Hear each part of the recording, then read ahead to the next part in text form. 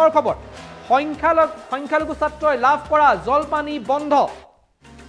big breaking এই মুহূৰ্তত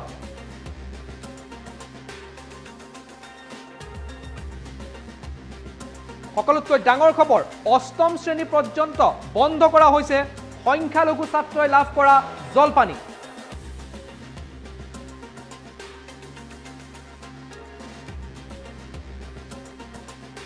কেন্দ্ৰীয় সংখ্যালঘু মন্ত্ৰালয়ে দি থকা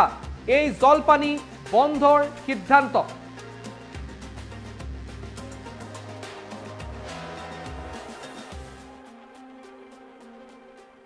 নৱম আৰু দশম শ্ৰেণীৰ ছাত্ৰসকলে সংখ্যালঘু ছাত্ৰই এতিয়াৰে পৰা এই সুবিধা লাভ কৰিব তেওঁলোকে লাভ কৰি থাকিব কিন্তু প্ৰথম শ্ৰেণীৰ পৰা অষ্টম শ্ৰেণীলৈকে